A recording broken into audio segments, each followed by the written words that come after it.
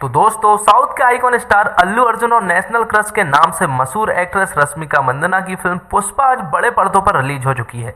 ये फिल्म कुल 5 भाषाओं में रिलीज होगी और ऑडियंस को ये फिल्म काफी ज्यादा पसंद आ रही है। तो दोस्तों, आइए आज जानते हैं कि आखिर इसकी स्टोरी क्या है। एक्सप्लेनेशन शुरू करने से पहले वीडियो को लाइक करें और चैनल को सब्सक्राइब जरूर करें ताकि आपको आगे ऐसे ही न्यू और फ्रेश मूवीज के एक्सप्लेनेशन मिलते रहे। तो चलिए शुरू करते हैं आज का एक्सप्लेनेशन। मूवी की स्टार्टिंग में हमें लाल चंदन की लकड़ी के बारे में बताया जाता है जो कि दुनिया में कहीं भी नहीं पाई जाती है, सिर्फ इंडिया को छोड़कर। और ये लकड़ी जापान भेजी जाती है और इस लकड़ी के बदले में लोगों को करोड़ों रुपए मिलते हैं। लेकिन इस लकड़ी की स्मगलिंग में जान का बहुत ज्यादा रिस्क है। अब अगले सीन में हम एक ट्रक को देखते हैं और उसके पीछे कुछ पुलिस की गाड़ियों को देखते हैं जो कि उस ट्रक का पीछा कर रहे होते हैं। तभी एंट्री होती है अल्लू अर्जुन की, जिसका नाम है पुष्पा या फिर कहे पुष्पराज। पुष्पा उन्हें रिश्वत के तौर पर 10,000 रुपए देने की बात करता है, लेकिन वह पुलिस वाले नहीं मानते हैं, जिसके बाद पुष्पा अपनी रकम बढ़ाता है और उन्हें 50,000 रुपए देने के लिए राजी हो जाता है। लेकिन इसके बाद भी वह उसकी बात नहीं मानते हैं और उसे अरेस्ट कर लेते हैं। और जब वह पुलिस वाले उसे लेकर जा रहे होते हैं तब उन सबको वह 1,00,000 रुपए देने की बात करता है, लेकिन इस पर भी वह पुलिस वाले नहीं मानते हैं। जिसके बाद पुष्पा उनसे कहता है कि वह 1,00,000 रुपए सबको देगा। और यह बात सुनकर पुलिस की गाड़ी रुक जाती है और पुष्पा सभी को 1,00,000 रुपए दे देता है और पुष्पा को यहाँ वह छोड़ देते हैं। अब 1 साल पहले के सीन को दिखाया जाता है जहाँ पर हमें पता चलता है कि पुष्पा एक मजदूर है और ज्यादा पैसों के लिए वह कहीं भी मजदूरी करने के लिए एकदम तैयार है। साथ में उसका दोस्त भी होता है जिसका नाम केशव होता है, लेकिन सब उसे कटलेट बुलाते हैं। अब ज्यादा पैसों के लिए वह एक रिस्की काम पर जाता है जहाँ पर उसे 1,000 रुपए दिन का मिलने वाला था। दरअसल उसे यहाँ पर वही लाल चंदन की लकड़ी को काटना था और स्मगलिंग करके यहाँ पर लाना था, जिसके बदले में उसे 1,000 रुपए तो मिलता, लेकिन अगर पुलिस के हाथों पकड़ा जाता तो जान तक का खतरा था। अगले सीन में एक पुलिस वाले की एंट्री होती है जिसका नाम है गोविंद और उसे ऐसे स्मगलरों को पकड़ने का एक्सपर्ट माना जाता है। यहाँ पर वह मजदूर पुलिस की आवाज सुनकर वहां से भागने लगे थे, लेकिन गोविंद जब तक यहाँ पर आ पाता तब तक तो पुष्पा ने यहाँ पर एक प्लान रच दिया था। और जब गोविंद यहाँ पर आता है तो उसे यहाँ पर किसी भी प्रकार की लकड़ी नहीं मिलती है, जिसके बाद वह पुष्पा को डराने धमकाने लगता है। तो पुष्पा इससे कहता है कि तुम 4-5 पुलिस वाले हो और हम पूरे 60 मजदूर हैं, इसलिए भलाई इसी में है कि तुम यहाँ से चुपचाप चले जाओ। अब बात ये आती है कि आखिर पुष्पा ने उन लकड़ियों को छिपाई कहाँ थी। तो यहाँ पर हमें पता चलता है कि जो लाल चंदन की लकड़ियां हैं उन्हीं पेड़ पर उन्होंने वह लकड़ियां छिपा दी थी। अब काफी दिनों तक स्मगलिंग चलती रहती है और गोविंद यहाँ पर कुछ इसलिए नहीं कर पाता है क्योंकि उसके पास ज्यादा पुलिस फोर्स नहीं थी।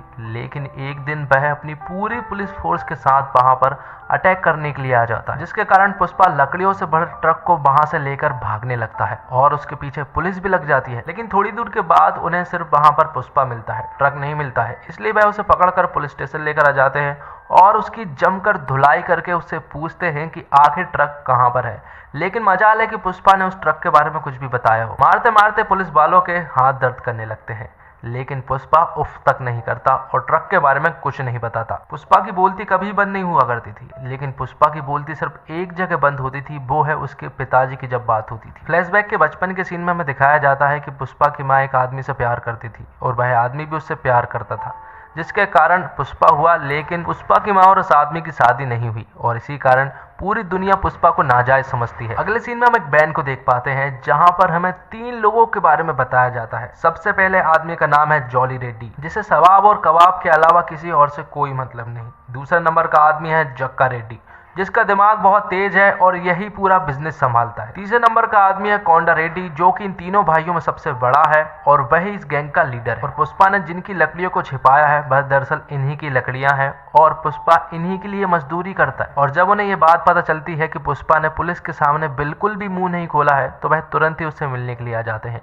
और उनसे उस ट्रक के बारे में पूछते हैं, जिसके बदले में पुष्पा उनसे 5,00,000 रुपए मांगता है, जिस पर कोंडा गैंग भी मान जाती है और पुष्पा को 5,00,000 रुपए देती है उस लकड़ियों के बदले में। और जिस वैन में बैठकर पुष्पा आया था अब वह उस वैन में बिठाकर उसे नहीं ले जाते हैं। तो पुष्पा उन 5,00,000 रुपए से एक नई वैन खरीद लेता है। अगले सीन में हम देखते हैं कि कोंडा रेड्डी अपने आदमियों पर काफी गुस्सा हो रहा था क्योंकि उनकी लकड़ियां अब पुलिस के हाथों लगने लगी थी। तो यहाँ पर पुष्पा उसे एक प्लान बताता है और कहता है कि अगर मेरे प्लान से आप चलेंगे तो ये लकड़ियां जिंदगी में कभी कोई नहीं पकड़ सकता। अब कोंडा उसके प्लान को सुनता है और स्मगलिंग की लकड़ियों का काम उसे ही सौंप देता है, जिसके बाद पुष्पा अपना काम स्टार्ट कर देता है और दूध वाले टैंकर में लकड़ियों को छिपाकर वह चेक पॉइंट पार करने लगा था और गोविंद भी उन्हें नहीं पकड़ पा रहा था। अगले सीन में एंट्री होती है सिरवल्ली की, जो कि उन्हीं के गांव में रहा करती है और उसे देखकर पुष्पा को पहली नजर का प्यार हो जाता है। पुष्पा सिरवल्ली के दिन भर पीछे पड़ा रहता है, लेकिन सिरवल्ली उसकी तरफ एक झलक देखती तक नहीं है। लेकिन एक दिन सिरवल्ली और सिरवल्ली के फ्रेंड्स जब पिक्चर देखने गए थे तो उनके पास कुछ पैसे कम पड़ गए थे,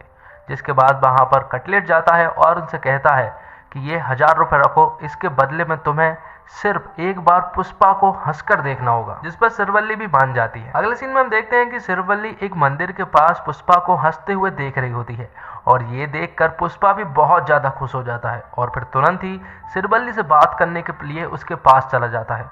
उसके पास जब वह बात कर रहा होता है तो उसे पता चलता है कि उसने इस काम के लिए उसे 1000 रुपए दिया था। ये सुनकर वह कटलेट को बहुत मारता है। अगले सीन में एक और नए कैरेक्टर की एंट्री होती है जिसका नाम है मंगल सीनू और पूरी कोंडा गैंग मंगल सीनू के अंडर में ही काम करती है। तो यहाँ पर मंगल सीनू कोंडा रेड्डी के पास आता है और उसे एक काम देता है। मंगल सीनू उससे कहता है कि उसके पास लकड़ियां रखने के लिए जगह नहीं, इसलिए वह इस जगह पर वह लाल चंदन की लकड़ियों को रखेगा, लेकिन उसे एक ऐसे आदमी की जरूरत है जो कि इन लकड़ियों की रक्षा कर सके और इस काम के लिए कोंडा की नजरों में पुष्पा के अलावा कोई और दूसरा इंसान तो हो ही नहीं सकता। इसके बाद थोड़े दिनों के बाद इस अड्डे के बारे में पुलिस को खबर लग जाती है। तो यहाँ पर पुष्पा इन सारी लकड़ियों को नदियों में फेंक देता है और जब पुलिस यहाँ पर चेकिंग करने आती है तो उन्हें यहाँ पर कुछ भी नहीं मिलता है। और दूसरी तरफ हमें दिखाया जाता है कि जो लकड़ियां तैरती हुई गई थी वह डैम के पास आकर रुक गई थी और वहां पर कटलेट ने उस डैम को बंद करवा दिया था और उन सारी लकड़ियों को बहने से बचा लिया। जिसके बाद पुष्पा कोंडा रेड्डी से कहता है कि हम मंगल सीनू के लिए काम क्यों कर रहे हैं, क्योंकि वह इन लकड़ियों के लिए हमें कम पैसे दे रहा है। वह उससे कहता है कि 1 टन लकड़ियों के लिए वह हमें 25 लाख देता है, जबकि वह इन्हीं लकड़ियों को बेचकर चेन्नई से 1 करोड़ रुपए कमाता है। इसलिए पुष्पा उससे कहता है कि कम से कम हमें 50 लाख रुपए तो मिलना चाहिए, जिस पर कोंडा रेड्डी उससे कहता है कि तू खुद ही जाकर मंगल सीनू से बात कर ले और अगर उसने बात मान ली तो आधा आधा हम बांट लें। अगले सीन में हम देखते हैं कि पुष्पा मंगल सीनू के यहाँ पर बात करने के लिए जाता है। वह मंगल सीनू से कहता है कि आप हमें इन लकड़ियों के बदले में 50 लाख रुपए दे, वरना हम इन लकड़ियों को डायरेक्ट चेन्नई में बेच देंगे। तो मंगल सीनू उससे कहता है कि चेन्नई को पहुंचाने में इन लकड़ियों के बदले में उसे 15 चेक पॉइंट पार करना पड़ता है और इसीलिए उसे बहुत सारे पैसे पुलिस वालों को खिलाने पड़ते हैं। जिस पर पुष्पा से कहता है कि ये काम तो वह भी कर सकता है, लेकिन फिर भी बहुत सारे पैसे बचते हैं। तो मंगल सीनू उसे पैसे देने से मना कर देता है।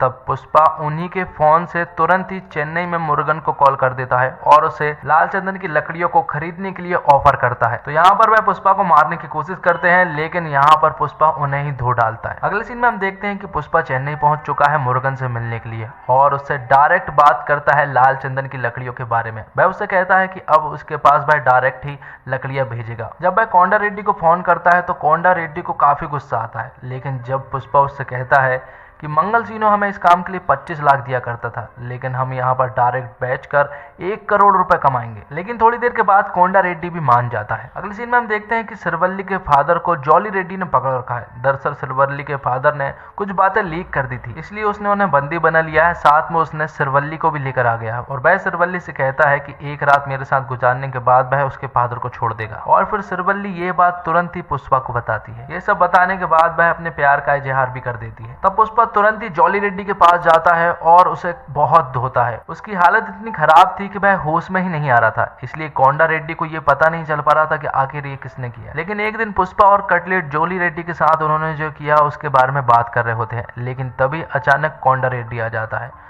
उनकी ये बातें वह सुन लेता है, लेकिन ये बात पुष्पा और कटलेट को नहीं पता चलती। और जब कोंडा रेड्डी एक दिन पुष्पा को लेकर कहीं पर जा रहा होता है, तभी अचानक वह उसे वहां पर बंदी बना लेते हैं। वह उसके मुंह को भी ढक देते हैं और जब कोंडा रेड्डी उसके ऊपर गोली चलाने ही वाला होता है कि तभी कोंडा रेड्डी के ऊपर ही कोई गोली चला देता है और उसकी वहीं पर मौत हो जाती है। दरअसल वह गोली मंगल सीनू के साले ने चलाई थी। आगे हमें इस फिल्म की सबसे बेहतरीन फाइट देखने को मिलती है, जिसमें पुष्पा उन सभी को मार देता है और यहाँ पर वह जग्गा रेड्डी को बचा लेता है, क्योंकि वह उसका बिजनेस पार्टनर था। और जब यह बात मंगल सीनू को पता चलती है कि उसका साला मर चुका है, तो वह आग बबूला हो जाता है और फिर अगले ही दिन एमएलए के साथ बैठक करवाता है। एमएलए के सामने पुष्पा कहता है कि ये सारी गलती मंगल सीनू की है।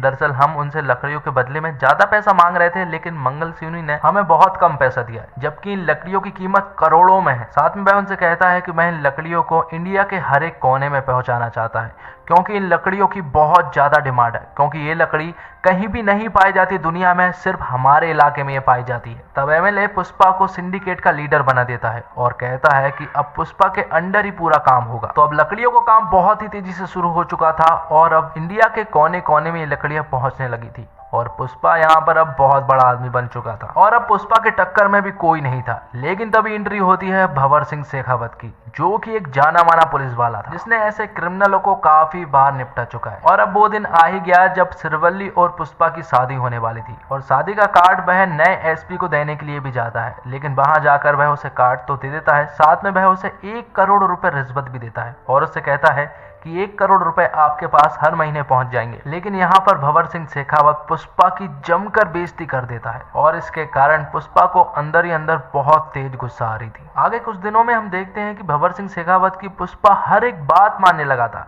जैसे पुष्पा उसकी कठपुतली बन गया हो। अब वो दिन भी आ गया जब पुष्पा की आज शादी है, लेकिन पुष्पा शादी से गायब है और वह तो भंवर सिंह के साथ जश्न मना रहा है। यहाँ पर भंवर सिंह और पुष्पा काफी ज्यादा खुश थे, लेकिन तभी आता है कहानी में एक ट्विस्ट और पुष्पा भंवर सिंह को उसकी औकात बताने लगता है और पुलिस स्टेशन में तुमने मुझसे जो भी बात कही थी उसे अभी तक याद है। और वह अभी तक इसलिए चुप था क्योंकि उसकी माँ खुश थी और माँ इसलिए खुश थी क्योंकि उसकी शादी हो रही थी, इसलिए वह कुछ नहीं बोल रहा। लेकिन आज के बाद तेरे पास कोई पैसा नहीं पहुंचेगा और तेरी वर्दी की इज्जत भी कोई नहीं करने वाला। साथ में वो भंवर सिंह के कपड़े भी उतारवा देता है और अपने भी उतार देता है और कहता है ऐसे ही बिना कपड़ों के अगर पब्लिक में चला गया तो कोई उससे कुछ नहीं बोलेगा, लेकिन अगर तू पब्लिक के सामने बिना कपड़ों के गया तो उसके सामने कुत्ता तक नहीं थूकेगा। पुष्पा यहाँ पर भंवर सिंह की उसकी औकात बताकर वहां से चला जाता है। यहाँ पर भंवर सिंह भी आग बबूला हो रहा था और घर आकर उसने सबसे पहले पुष्पा के दिए हुए नोटों को जलाया था। और फिल्म के लास्ट में हम पुष्पा और सिरवल्ली की शादी को होते हुए देख पाते हैं और यहीं पर पुष्पा 1 मूवी खत्म होती है। तो दोस्तों वीडियो अच्छी लगी तो वीडियो को लाइक जरूर करें और चैनल को सब्सक्राइब भी जरूर करें और साथ में उस नोटिफिकेशन बेल को भी ऑल पर कर दें ताकि आपको ऐसे ही न्यू और फ्रेश मूवीज के एक्सप्लेनेशन मिलते रहे। तो मिलते हैं अगले एक और धमाकेदार वीडियो के साथ। Thanks for watching.